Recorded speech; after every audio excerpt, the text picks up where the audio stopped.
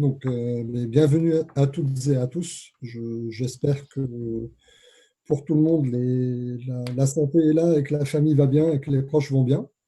Je vous propose de démarrer ce petit webinaire. On va prendre une petite heure ensemble pour présenter donc, les résultats du sondage que nous avons mené dans le cadre du programme de recherche Aurore sur un thème très précis sur comment les grandes entreprises françaises appréhendent la période de crise Covid-19, spécifiquement sous l'angle des transformations. Donc, pendant cette présentation, n'hésitez pas, alors pour ceux qui ne sont pas familiers de l'outil Zoom, dont je fais partie, donc je vous demande votre indulgence sur les quelques bugs de présentation. Donc pendant la présentation, n'hésitez pas, vous pouvez en cliquant sur votre image, lever la main, n'hésitez pas à poser des questions, n'hésitez pas à intervenir, euh, voilà, à votre discrétion. Donc je vous propose je suis accompagné dans cette présentation par Bahadine Keligeni, qui est consultant d'Elight. Je suis moi-même Fadi Gemayel, je suis consultant expert de Delight. Nous participons tous les deux au programme de recherche Aurore. En deux mots, le programme de recherche Aurore a été lancé en 2010, donc cette année on fête les 10 ans, et il vise à donner aux grandes entreprises françaises les modèles, les outils pour les aider à maîtriser, à réussir leur transformation. Donc, dans ce cadre, nous avons mené cette enquête et on vous propose ce matin de vous débriefer avec Mara sur cette enquête.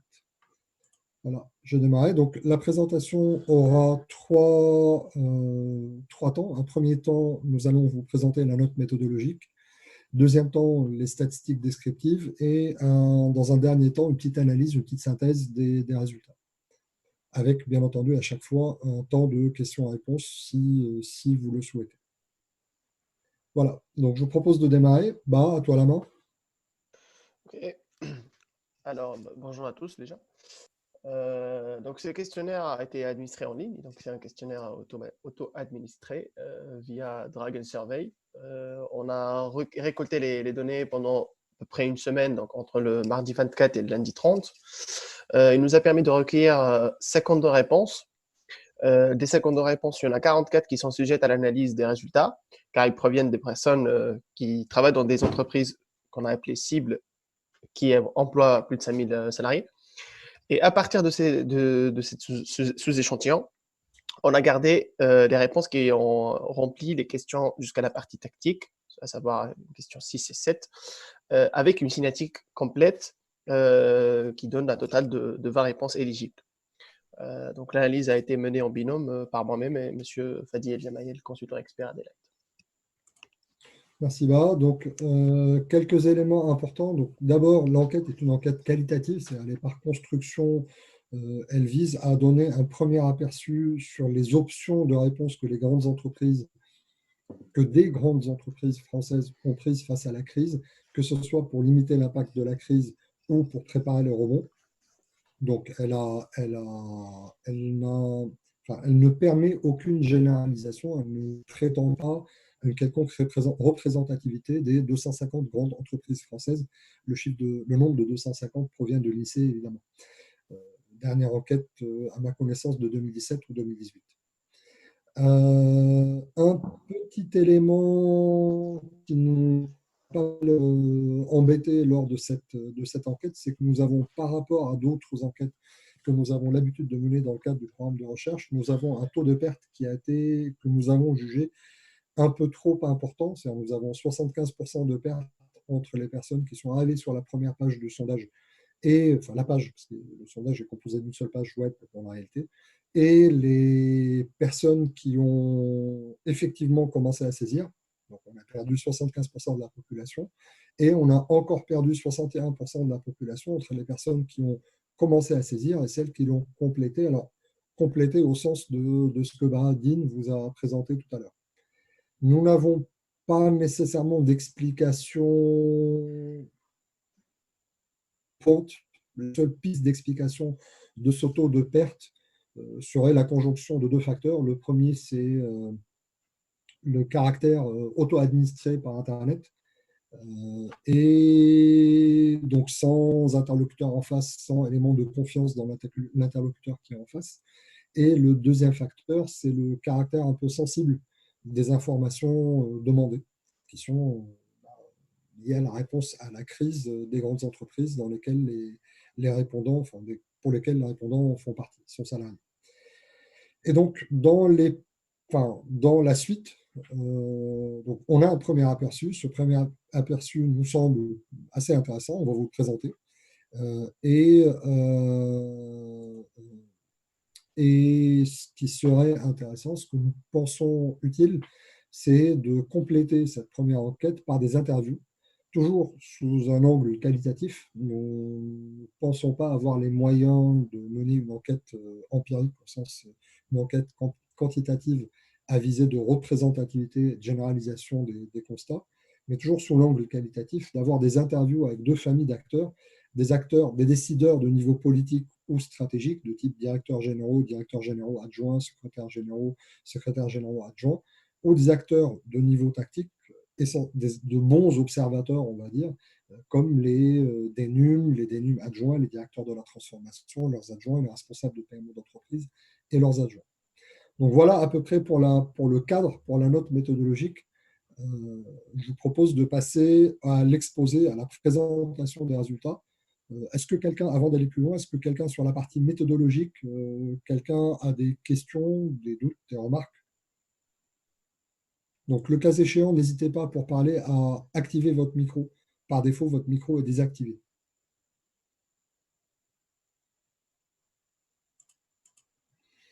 OK. Je vous propose dans ce cas-là de démarrer par de lancer les statistiques descriptives.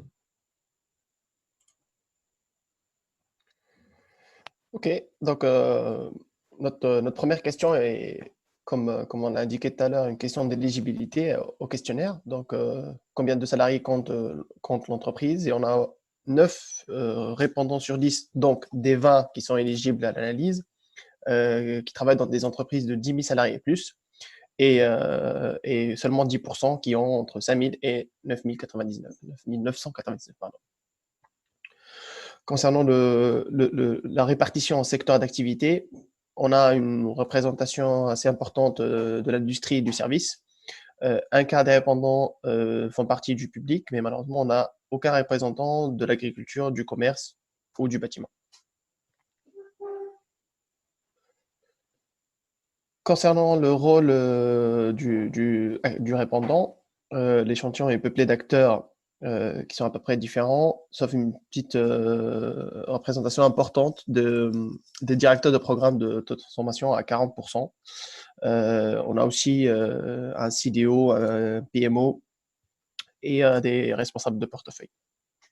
C'est juste un petit commentaire. C'est la population qui a été ciblée. Le ciblage a été fait soit sur la base des personnes que nous connaissons déjà dans le cadre du programme de recherche OR, soit via LinkedIn, en ciblant ces fonctions spécifiquement via Sales Navigator.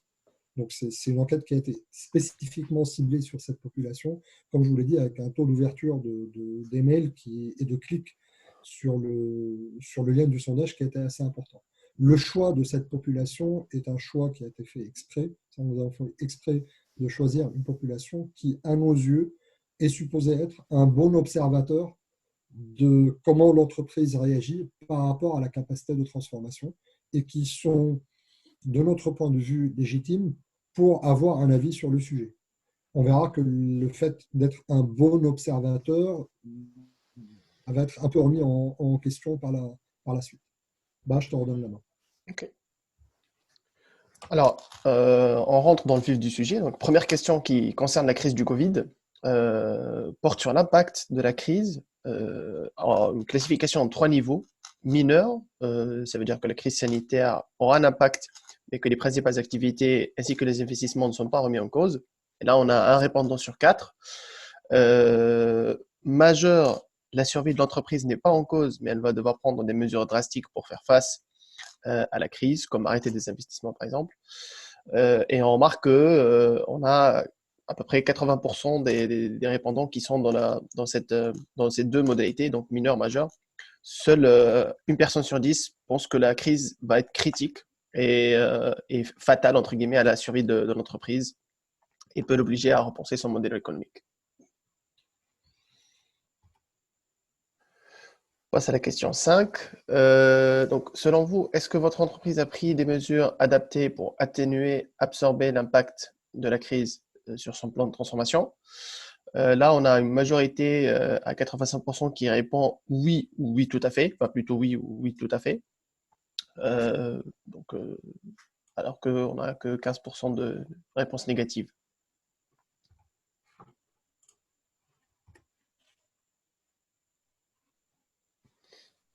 Alors, la question, première question, donc les deux questions tactiques, on les a mis en face-to-face pour essayer de voir entre les mesures principales prises par l'entreprise et l'avis du répondant sur les mesures que devrait prendre l'entreprise pour atténuer et absorber l'impact.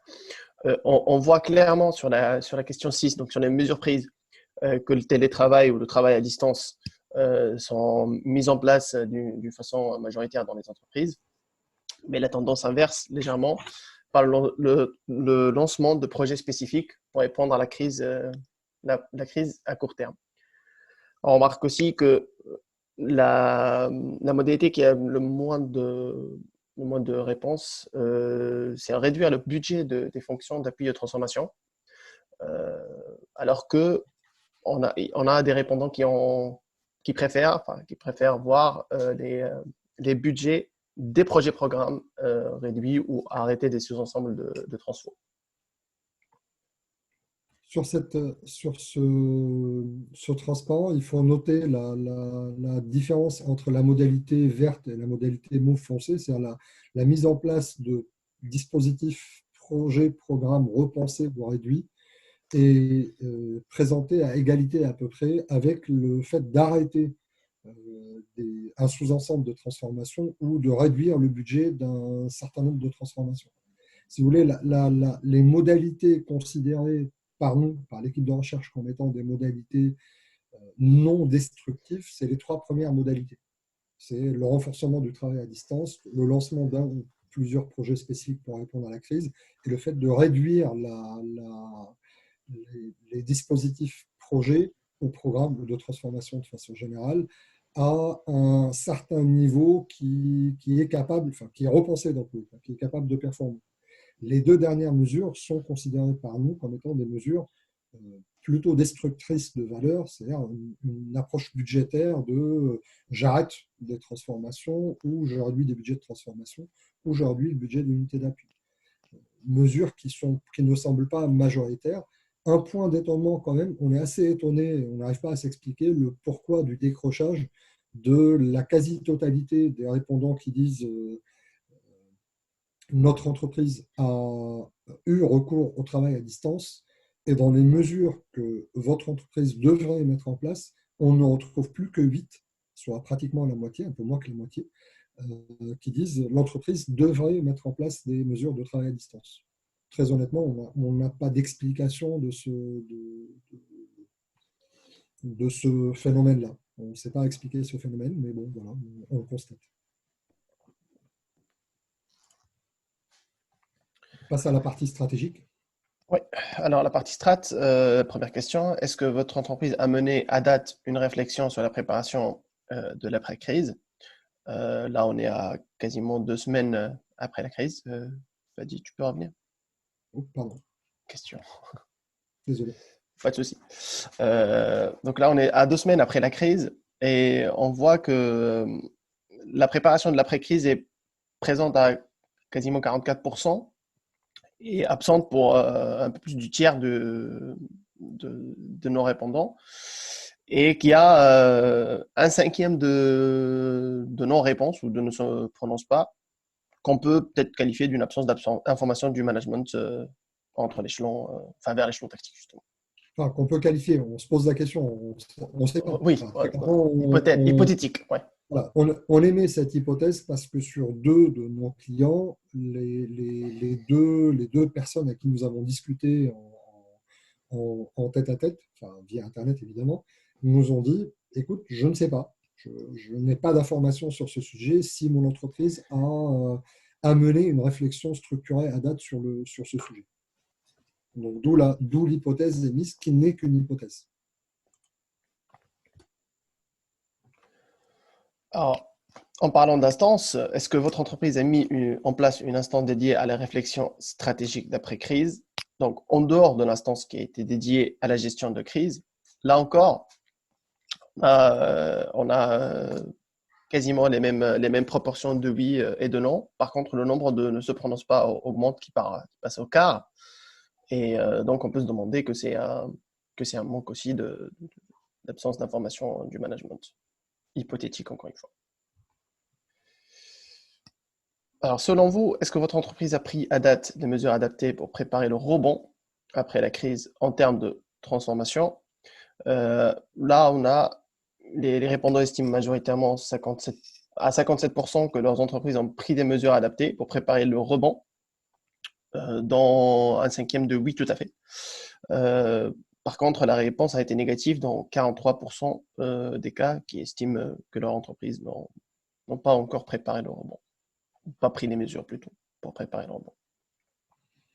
Donc, on retrouve à peu près les mêmes proportions. Les réponses sont assez contrastées à ce niveau-là, hein. Sur ces trois questions-là de est-ce qu'il y a une réflexion qui a été menée, est-ce qu'il y a une instance qui a été mise en place et est-ce que l'entreprise a pris les mesures, les réponses sont assez contrastées. Même s'il y a des majorités de oui, il y a quand même beaucoup de non ou beaucoup de je ne sais pas. Pardon, ne se prononce pas. On ne se prononce pas, ouais. Donc, comme la question 7-6, une autre confrontation entre la 11 et la 12 pour voir quelles sont les mesures prises à date et que l'entreprise devrait prendre selon l'avis du répondant. Là, on voit un décalage assez important entre les mesures pour préparer la crise et que les répondants estiment qu'elles devraient prendre. Par exemple, on regarde que la montée en compétences, on a 0 de prise, 7 de préconisé. Ça veut dire que 0 répondant trouve que l'entreprise a pris cette mesure alors que 7 en préconisent. La montée en maturité des processus de transfo, on a 5 de prise, 9 de préconisé. L'augmentation des moyens d'appui, 3 de prise, 10 de préconisé. Ainsi que la mobilisation des réserves, 2 de prise, 5 de préconisé. Donc on peut comparer assez visiblement pour voir que on a l'impression que les personnes demandent plus pour l'après-rebond que pour le différentiel des questions 7-6, par exemple. Voilà pour la présentation des résultats. Est-ce que sur cette présentation, avant d'entrer dans la partie analyse qui va être relativement rapide aussi, est-ce que sur cette présentation des résultats, on va dire en statistiques descriptives, est-ce que vous avez des questions, des remarques, des doutes? Là aussi, n'hésitez pas à décocher, à activer votre micro avant de prendre la parole.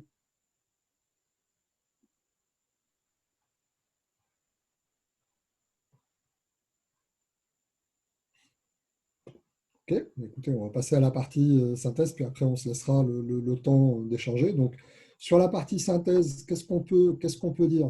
Si vous voulez, si on revisualise l'ensemble des réponses, il en sort plusieurs éléments. D'abord, en termes d'impact, l'impact de la crise est considéré comme étant important par trois quarts des répondants.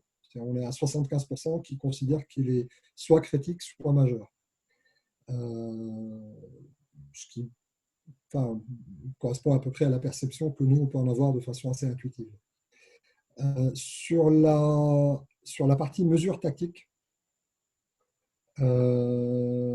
c'est-à-dire les mesures qui permettent aux entreprises d'absorber la crise et ou d'en limiter les effets, les répondants trouvent en général que leurs entreprises ont fait ce qu'il faut en majorité. On a 85% qui considèrent que les entreprises ont pris les mesures adaptées. C'est soit oui totalement, ou plutôt oui sur la majorité des entreprises. Et après, comme je vous l'ai dit tout à l'heure, en termes de mesures, les observateurs tactiques, que sont les responsables de transformation, responsables PMO, etc., que nous avons interrogés, trouvent que les entreprises ont pris les mesures qu'ils estiment nécessaires à deux nuances près. La première, c'est trop de travail à distance. 17 répondants disent on a mis en place le travail à distance. 9 disent il faudrait le mettre en place, ou il aurait fallu le mettre en place. Donc là, il y a un décrochage important qu'on n'arrive pas à expliquer. Et pas assez de réponses, alors pas assez à deux réponses près, c'est pas une différence énorme, hein, pas assez de projets spécifiques, ou augmenter le nombre de projets spécifiques pour répondre à la crise. Ça, c'est sur la partie tactique. Donc, un enseignement, si on doit le résumer sur la partie tactique, en dehors d'un point d'interrogation sur le travail à distance, des observateurs qui estiment que leur entreprise a pris les mesures nécessaires pour absorber les effets de la crise. Le panorama change un peu quand on va arriver à la partie stratégique. Les trois questions posées donnent sur est-ce que votre entreprise, en résumé, est-ce que votre entreprise s'est donné les moyens de préparer l'après-crise ou se donne les moyens ou lance une réflexion. Les réponses sont nettement plus contrastées 2 semaines après le démarrage de la crise. La réflexion, elle est absente, par exemple, pour 44% sur la préparation de l'après-crise, avec 19% qui ne se prononcent pas. L'instance spécifique pour réfléchir à l'après-crise, elle n'a pas été mise en place pour 31%, 25% ne se prononcent pas. Si on a une majorité qui dit mon entreprise a pris des mesures adaptées pour préparer le rebond à 57%, on a 43% qui estiment que leur entreprise n'ont plutôt pas pris les mesures qui vont bien pour préparer le rebond. Ça, c'est un point qui est assez intéressant. Et après, il y a un décalage, si vous voulez, assez important entre les mesures que les entreprises ont prises sur le plan stratégique pour préparer le rebond et les mesures qu'elles devraient prendre. On les a exposées tout à l'heure. La montée en compétences, c'est assez frappant. Les deux mesures où il y a le plus de décalage, c'est la montée en compétences, 0 prise, 7 préconisées, augmentation des moyens d'appui, 3 prises, 10 préconisées. Suivent la montée en maturité des process de transformation, 5 prises, 9 préconisées, et la mobilisation de réserves pour investir dans les transformations, 2 prises, 5 préconisées. Donc voilà les observations.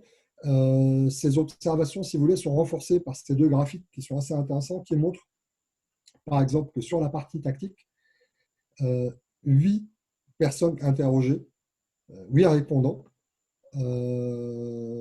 estiment que leur boîte devrait en faire peut-être moins, ou estiment qu'il y a moins à faire au niveau tactique que ce qui est déjà fait par leur entreprise, alors que 5 estiment qu'il faudrait plus en faire que ce qui est déjà fait. Quand vous regardez sur la partie stratégique, ça s'inverse totalement. Un seul répondant estime que son entreprise devrait faire moins que ce qu'elle a fait au niveau stratégique, contre 7 qui préconisent qu'elle en fasse plus que ce qu'elle a fait au niveau stratégique. Donc voilà les résultats que nous souhaitions avec BA et toute l'équipe de recherche partager avec vous. Là, je vous propose de faire un peu un échange, un peu votre rapport d'étonnement par rapport à ces résultats. Est-ce que ces résultats vous correspondent à vos observations? Est-ce que ça vous choque? Est-ce que ça vous parle? Voilà, je vous propose qu'on fasse un petit tour, que les différentes personnes puissent s'exprimer. En espérant que vous ne rencontrez pas de problèmes techniques pour vous exprimer, parce que voilà. Bonjour Fadi. Bonjour. Oui, je voulais savoir, est-ce que les entreprises ont estimé combien de temps la crise va durer? Nous n'avons pas posé cette question. Ah. C'est vrai, c'est une question intéressante, je l'ai notée. On pourrait, si on relance le sondage, une des idées qu'on a derrière la tête, c'est de relancer le sondage 2 semaines après pour voir comment ça a évolué. Ce qui pose un problème méthodologique parce que très peu de gens ont laissé leur mail. Mais si on relance le sondage, on pourrait poser la question de la durée. Ok. Merci. Merci, Tunji. Christine? Oui, alors moi, je n'ai pas répondu au sondage. J'ai pensé le faire hier, mais je me suis réveillée trop tard. Désolée. Donc, je me place en tant qu'observatrice d'une unité d'appui. Donc, ce que je retrouve, bon, alors les résultats sont intéressants et on voit vraiment que cette crise, elle est vraiment prise au sérieux par tout le monde. Il y a beaucoup de choses qui sont faites pour le court terme pour gérer effectivement cette crise-là maintenant, parce que c'est vraiment un choc. Et on voit que c'est fait, qu'il y a beaucoup de mesures prises et le sondage le confirme sur le court terme là maintenant. Par contre, qu'est-ce qui va se passer après? Combien de temps ça va durer? La question est très intéressante. On voit bien que nous-mêmes, on n'a pas posé cette question et cette question-là, elle n'est pas encore vraiment dans les esprits tellement. Je vois à la DCNA où je suis, les gens sont vraiment sur le court terme, sur qu'est-ce qui se passe la semaine prochaine, qu'est-ce qui se passe demain. Et ensuite, cet été, on verra bien. Et au-delà de l'été, c'est encore plus lointain. Donc, peu de choses sont faites actuellement. Enfin, on voit bien l'écart, ça ne me choque pas, hein, en stratégie sur la préparation de la suite. Parce que peut-être que mon hypothèse, c'est qu'à 15 jours de cette crise, enfin du confinement, si on dit que le démarrage de la crise, c'est le confinement, mais il y a eu toute la phase préparatoire, hein, on aurait pu anticiper. On voit qu'on n'est pas tellement armé pour préparer la suite. Et c'est peut-être trop tôt. C'est une vraie question. C'est une question que nous nous posons nous-mêmes. Est-ce que c'est trop tôt ou pas? C'est une véritable question. Je ne pense pas que ce soit trop tôt. À mon avis, c'est même déjà trop tard. Mais est-ce que c'est audible? C'est ça, en fait. Et qu'est-ce qu'il faut faire pour être audible? Je pense que c'est un peu plutôt ça la question maintenant que je me pose, moi. Je comprends parfaitement ta question. On se pose la même question d'être audible. On est en train de travailler sur une tribune en parallèle, mais bon, ça c'est un autre sujet. Est-ce qu'il y a d'autres remarques, d'autres responsables de PMO ou acteurs de la transformation qui s'y retrouvent ou pas dans ces statistiques?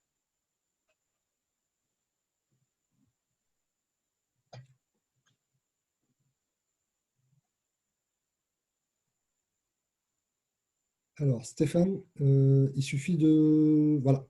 Vas-y, Stéphane. Oui, merci beaucoup pour ces résultats. Moi, effectivement, je trouve aussi que c'est assez intéressant tout le travail à faire autour de la formation.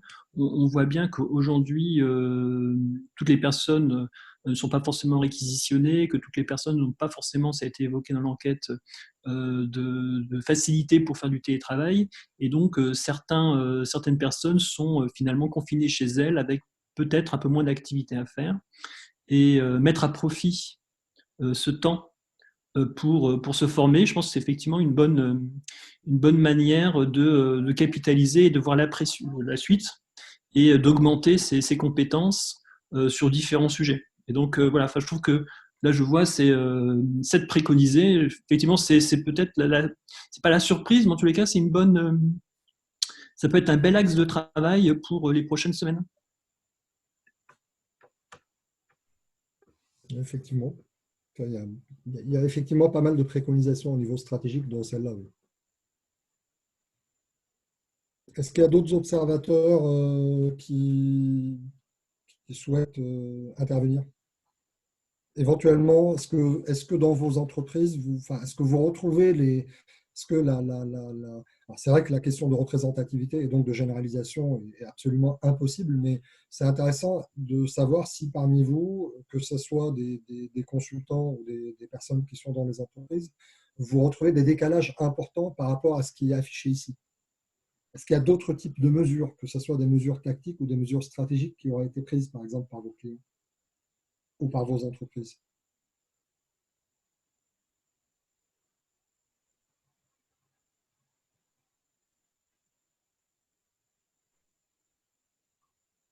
Sachant que dans les autres, on ne s'est pas attardé dessus, dans les autres, au niveau stratégique, on a deux mesures qui ont été affichées. Une qui est de l'activité partielle, une autre, c'est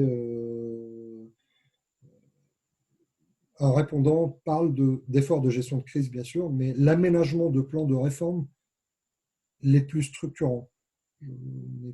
Pas nécessairement, ce n'est pas nécessairement d'une trivialité importante pour nous. Et dans les mesures autres à prendre, c'est transformer son modèle de progression des salariés. Encore un avis sur la partie investissement sur les ressources humaines.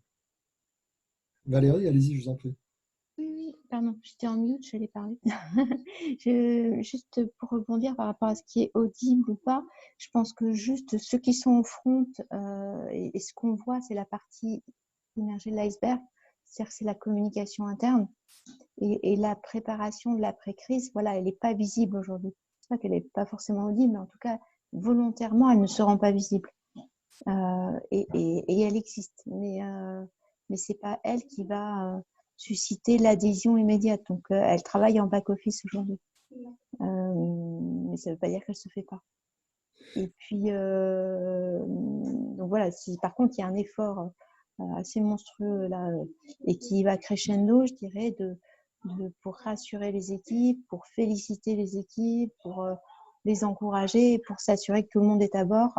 Donc voilà, un effort de communication, hein, sans que ce soit, c'est pas du washing, hein, c'est vraiment de l'engagement des plus hauts dirigeants du groupe à communiquer vers l'ensemble des collaborateurs et à prendre du temps et à se donner les outils, les moyens pour le faire. Ça, il a fallu peut-être une semaine pour que ça se mette en place, mais ça existe et c'est fort. Voilà. Et puis le côté, oui, le côté formation, talent, enfin, développement des compétences, ça c'est quelque chose qui est mis en œuvre effectivement, même s'il a fallu une semaine pour que ça s'enclenche, avec des différents canaux de ressources mis à disposition des personnes. Alors, pour les occuper, c'est méchant, hein, mais je veux dire, il y a un certain nombre d'activités qu'on ne peut pas faire à distance, et donc se retrouver dans une action de développement et savoir que ses collègues le font aussi, c'est enrichissant. Juste pour rebondir sur ce que vous avez dit, Valérie, est-ce que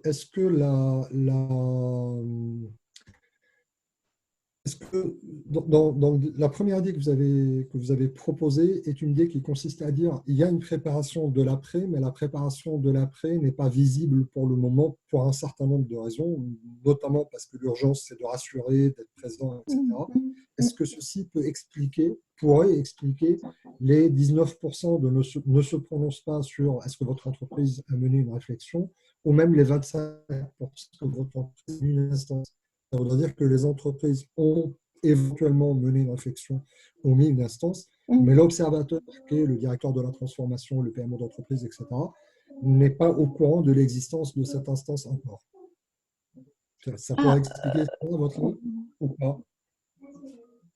Oui, enfin, oui, ça dépend qui vous avez. Oui, effectivement, si on se place sur la posture, mais si on interrogeait l'ensemble des collaborateurs, enfin, moi, je m'étais plus dans cette posture-là.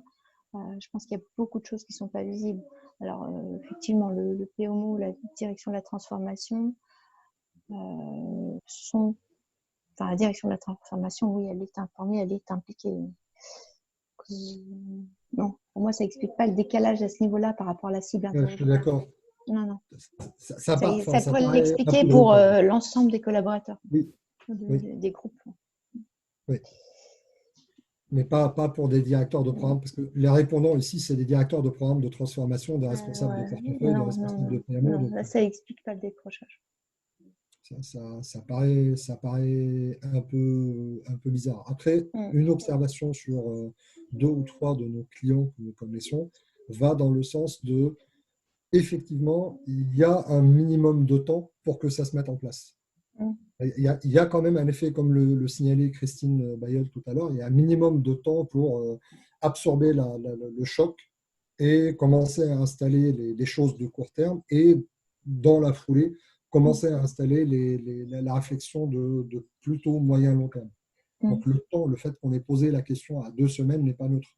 J'imagine que les mêmes questions posées à 4 semaines donneraient des résultats différents sur l'axe stratégique. OK.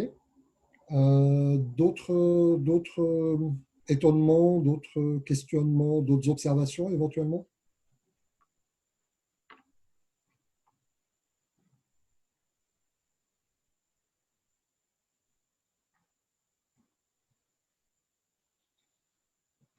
Ok, mais écoutez, il nous reste donc déjà à remercier toutes les personnes qui ont répondu à ce questionnaire, de l'avoir fait.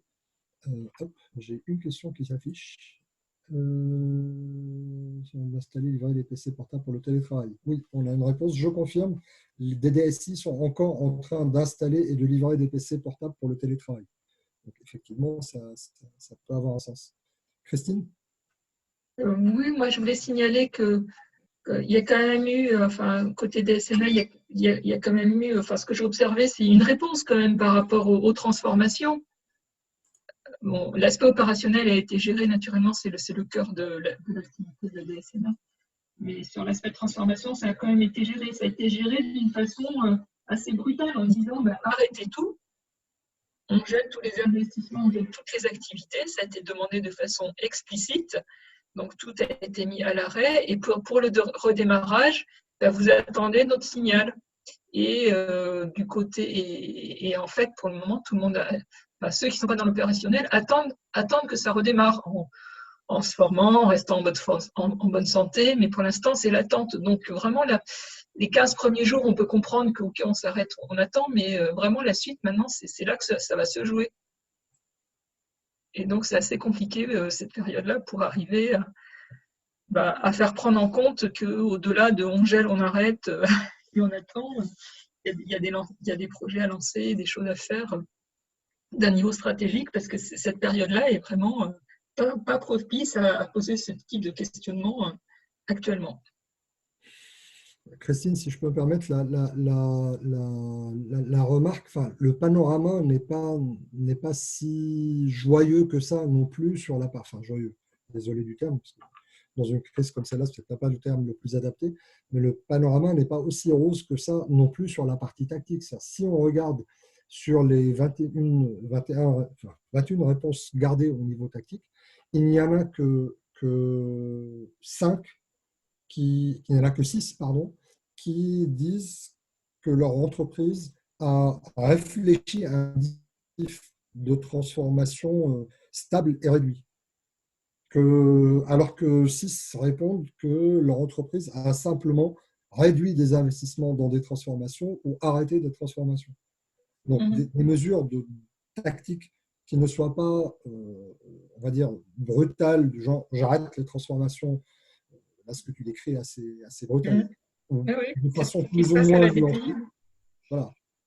Des mesures un peu plus travaillées, c'est-à-dire je réfléchis à peut-être en faire moins, peut-être étaler dans le temps pour avoir un tuyau de delivery, de transformation qui est un peu plus réduit.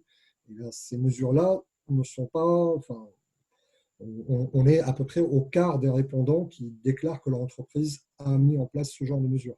Ce qui est un peu plus étonnant, c'est qu'on a on a le même quart qui dit qu'elle devrait le faire. Le manque d'appétence des observateurs pour les mesures tactiques est quelque chose que nous n'arrivons pas à nous expliquer. Autant on comprend la Q6, les mesures prises, autant quand on regarde les mesures que devrait, selon vous, prendre l'entreprise, on trouve qu'il y a une appétence faible à ces mesures. Pourtant, certaines semblent quand même faire sens. Comme par exemple le travail à distance ou le fait de faire atterrir des dispositifs de transformation sur quelque chose de stable qui permette de continuer à délivrer des MVP. Donc, on ne comprend pas très bien cette partie.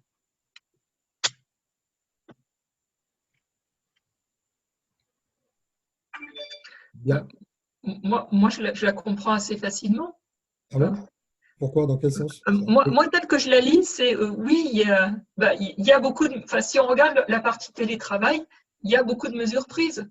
Donc, c'est plus la peine de se demander si les mesures devraient être prises, puisqu'elles le sont. Enfin, c'est comme ça que je l'interprète. Ouais, j'avais cette même interprétation, moi, en fait. Mais je sais Donc, pas moi, ça ne m'inquiétait pas trop. Ou alors, c'est une question méthodologique, je n'ai pas bien compris, mais moi, le décalage ne me choque pas dans ce sens-là. Dans l'autre, oui, mais dans ce sens-là, non. Même avis. Oui. Idem.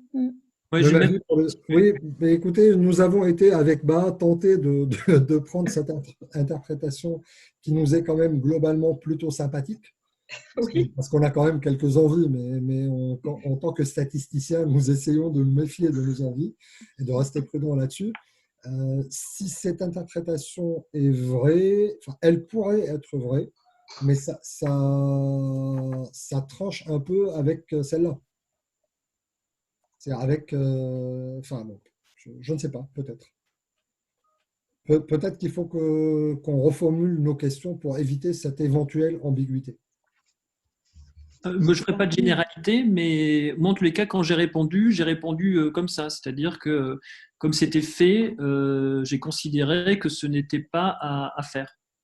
D'accord. Et quand tu es passé à la partie stratégique, là, par contre, comme ce n'était pas fait, tu as ajouté le fait qu'il fallait que ça soit fait. Oui, il me semble, si je ne me suis pas trompé. Enfin, ok. Vous savez, ça fait depuis 2000, je sais pas, 2000 et quelques que nous faisons des sondages. Bah, c'est son métier premier. Et chaque fois qu'on analyse les résultats d'un sondage, on apprend, on détecte des biais dans notre façon de poser la question et des améliorations pour la suite. Donc c'est certain que si on resoumet ce sondage-là, on améliorera la façon de formuler la Q7 pour éviter la possibilité enfin, soit pour dire voilà ce qui est fait et est-ce que ce qui est fait, voilà qu'est-ce qui devrait être fait indépendamment de ce qui a déjà été fait, ou la reformuler pour dire en plus de ce qui a déjà été fait. Là, on a une petite ambiguïté dans la réponse, enfin dans la façon de poser la question. Donc, voilà. Petite piste d'amélioration pour la prochaine. Écoutez, sur cette base-là, juste une petite question. Est-ce que quelqu'un a rencontré une difficulté à remplir le sondage? Parce que très honnêtement, on n'arrive pas à nous expliquer le taux de décrochage qu'on a eu dans le sondage. C'est un sondage qui est court, qui prend moins de 10 minutes, et on a eu un taux de décrochage extrêmement important. Enfin, on a pratiquement 300 personnes qui sont rentrées sur la page de sondage, et on a sorti une vingtaine de réponses utiles. Donc, c'est voir quelques réponses avec des aberrations. Est-ce que quelqu'un a une idée? Est-ce que quelqu'un a rencontré une difficulté dans la saisie de ce sondage ou dans ce sondage?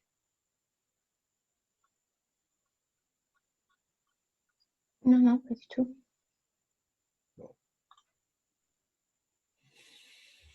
Ça restera un mystère. On va essayer de se creuser la tête là-dessus. Dans ce cas-là, sauf si quelqu'un a d'autres questions, je vous propose qu'on en reste là. Je tiens à vous remercier toutes et tous de votre présence. C'est une première, ce genre de webinaire pour nous. On trouve que la formule est assez intéressante. Merci encore pour toutes celles et ceux qui ont répondu au questionnaire. Prenez bien soin de vous. Si vous avez des questions complémentaires, n'hésitez pas. Vous avez nos coordonnées. Vous avez reçu le mail, donc vous avez nos coordonnées, donc n'hésitez pas. Et voilà, je vous dis à très bientôt. On aura d'autres webinaires. Probablement, on en aura un toutes les 2 semaines. On vous tiendra au courant. Et ces webinaires, probablement, détailleront les aspects que nous avons vus là, comment mettre en œuvre ce type de mesures.